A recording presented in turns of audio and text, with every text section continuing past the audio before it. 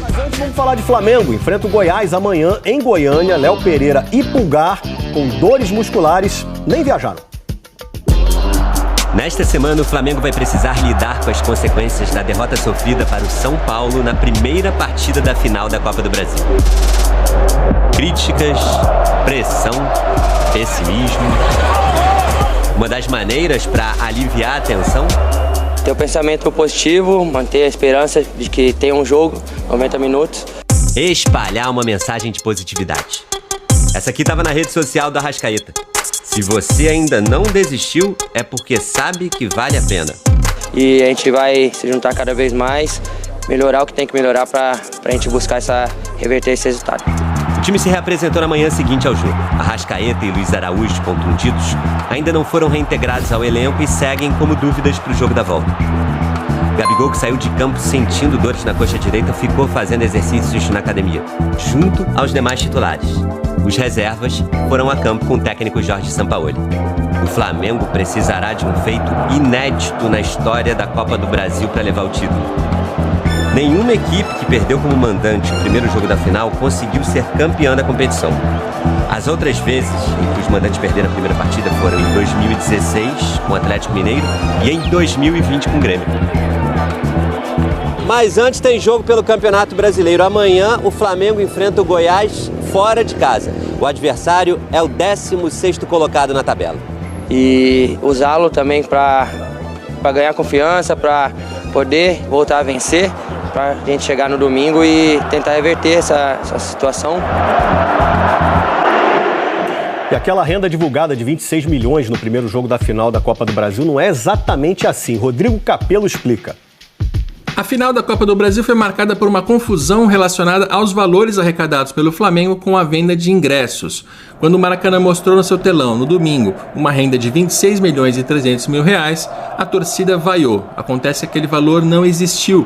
A CBF mudou seu regulamento de competições para 2023 e colocou uma regra na qual ela diz que se um dirigente der um desconto maior do que a meia entrada para um sócio torcedor, ainda assim ele precisa reconhecer aquele ingresso como tendo sido vendido como se fosse uma meia entrada. Ou seja, o valor que aparece no borderô não é o valor que de fato entrou nas contas bancárias do Flamengo. Qual foi o valor real da partida?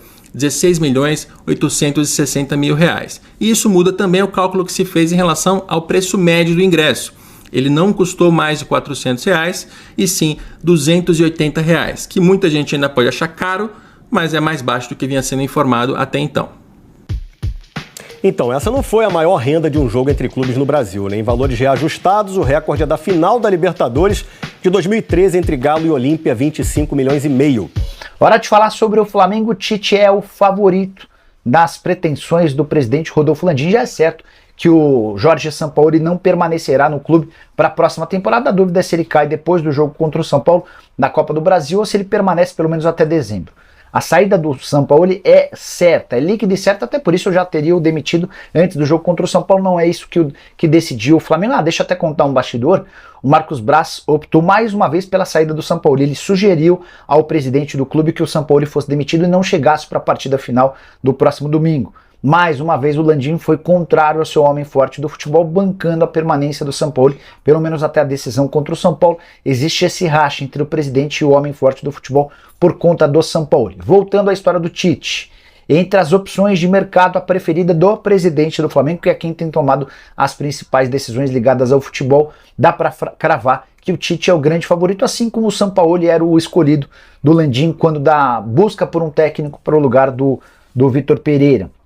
O Tite, na visão do Landim, tem uma série de pré-requisitos. Primeiro, tem um bom relacionamento com os atletas, é o tipo paizão. Mas é o paizão que manja muito de tática, foi treinador da seleção brasileira nas últimas 6 temporadas. É bem verdade que não tem uma boa avaliação do torcedor rubro-negro. O flamenguista entende que o Tite não é ofensivo como desejaria.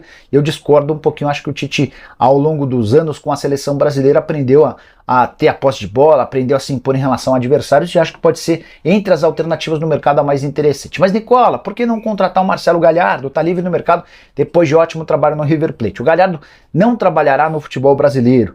Só para lembrar, o treinador argentino está esperando por uma grande oferta. de um clube como, por exemplo, PSG, Real Madrid, Barcelona, ele entende que essa é a prateleira, a categoria que ele precisa buscar, então descartemos por completo qualquer chance de o Galhardo ser contratado. A última sobre o Flamengo, a Arrascaeta não treinou nessa segunda-feira com o restante do grupo, mas deve ir para o jogo do próximo domingo. Aquela história de ir para o sacrifício, afinal de contas, jogo absolutamente decisivo, é a grande chance de o Flamengo terminar a temporada de 2023 com pelo menos uma taça. O clima é insustentável. Na reapresentação do elenco, no Ninho do Urubu ficou muito claro que nem atletas, nem os funcionários do Flamengo, aqueles de são pouco ouvidos no dia a dia, nem os funcionários querem mais o Jorge Sampaoli. Cara extremamente grosseiro, de pouco contato, fala rara. Em geral, o Sampaoli só tem se reportado ao presidente Rodolfo Landim, não fala com praticamente mais ninguém. Essa demonstração também ficou clara durante o primeiro tempo do jogo contra o São Paulo, quando o árbitro paralisou a partida para hidratação, enquanto o Dorival Júnior falava com todo o elenco do São Paulo, o Jorge Sampaoli ficava absolutamente isolado, enquanto os atletas conversavam sozinhos. Em algum momento, um dos auxiliares do Sampaoli tentou uma aproximação com os atletas para passar uma outra dica, mas nada de Sampaoli. O clima é péssimo, o clima é tenebroso, não há nenhum motivo para a continuidade do Sampaoli, mas especialmente o presidente Rodolfo Landim está bancando a continuidade do técnico argentino, pelo menos até o jogo do domingo, ainda que isso represente a perda do título. O Flamengo já encaminhou essa perda do título sendo derrotado em casa por 1-0 para o São Paulo. Precisaria vencer por 2 gols de diferença no Morumbi ou vencer por 1 gol para levar a decisão para pênaltis. Tudo indica que Sampaoli permanecerá no rubro-negro, mesmo com toda essa circunstância, ambiente tenebroso. Para o treinador argentino, ninguém o quer, com exceção ao presidente Rodolfo Landim.